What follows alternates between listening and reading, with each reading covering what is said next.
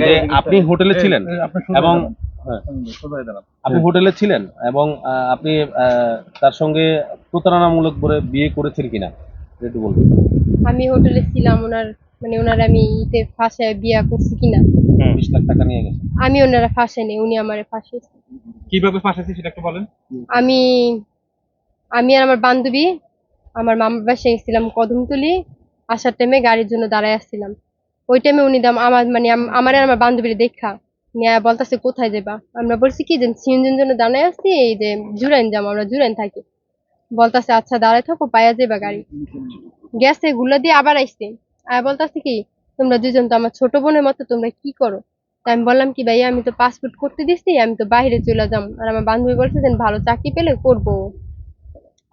বলছে তোমরা দুজন আমার ছোট বোনের মতো কিছু মনে করো। নাম্বারটা নিচ্ছে আমারটা আর আমার বান্ধবীর নাম্বারটা, দুজনের নাম্বার নিচ্ছে। নেওয়ার পরে আমরা বাসায় আইসা পড়ছি। 2-3 দিন পরে আমাদের ফোন দিছে।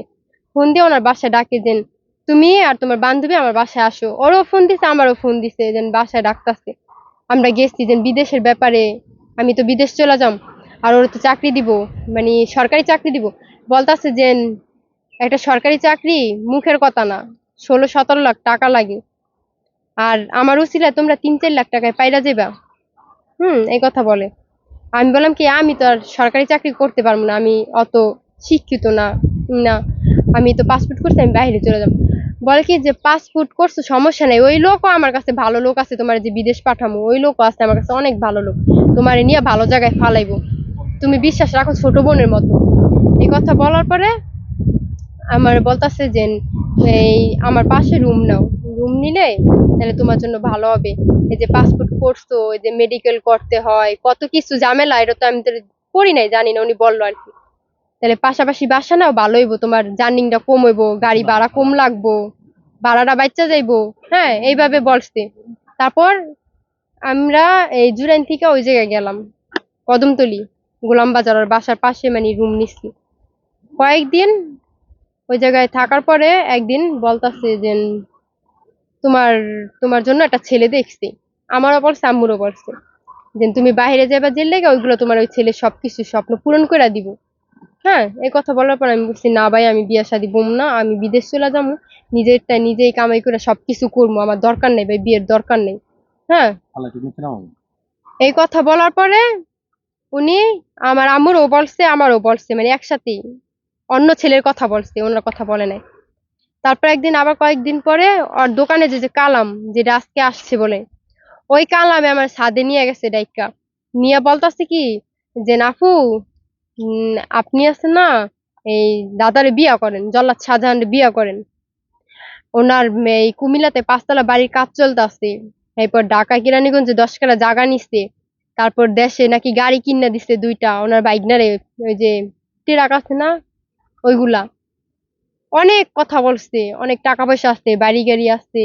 হ্যাঁ, আমি বলছি কি যে দেখো কালাম, উনি বলছিল যে আমি ওনার ছোট বোনের মতো, আমার বলছিল যে বিদেশ পাঠাইবো।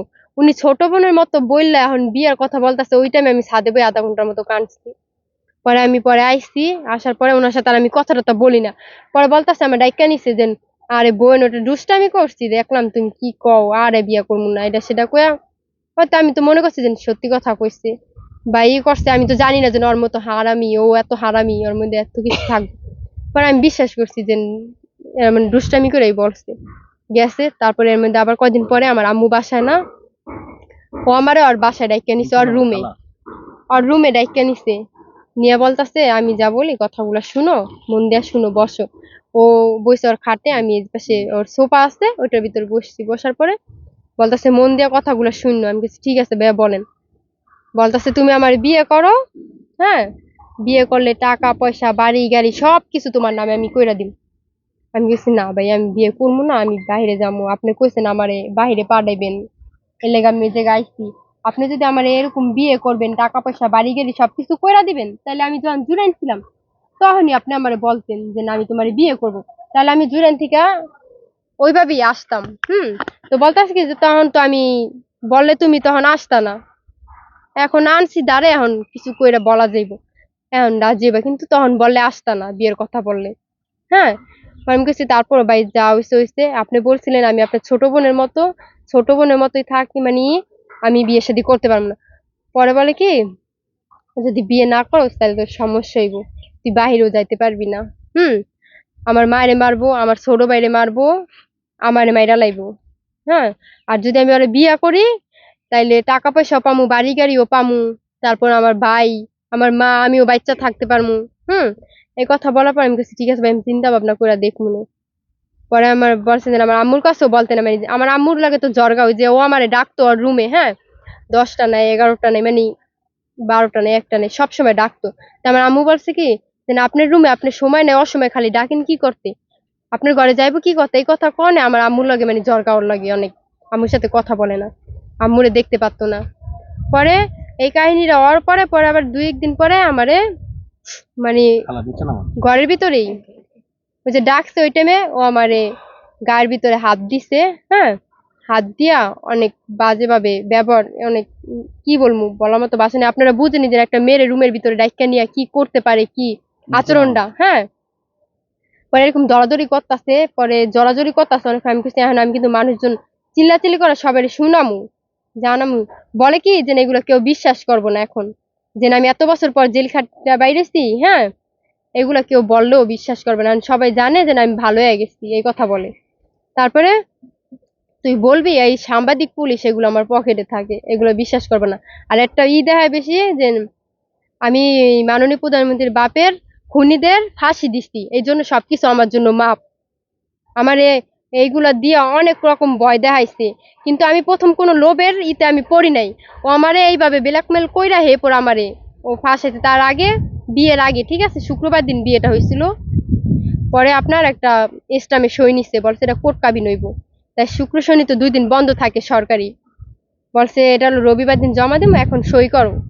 এটার মধ্যে আমার সই নিছে, আরো 2-3 জন আরো লোক ছিল, আমারও লোক ছিল, আমার আম্মু বাসায় ছিল না, সবার কাছ থেকে সই নিছে, বলছে এটা কোর্ট কাবিন হইব। এই কথা কয়ে সইটা নিয়া তারপরে কাজী অফিসে গেছে, আপনার ওই জায়গায় নাম তো জানি না কাজী অফিসটার, ওই জায়গায় আবার কাজীর অফিসে দিয়ে আবার বিয়ে করছে।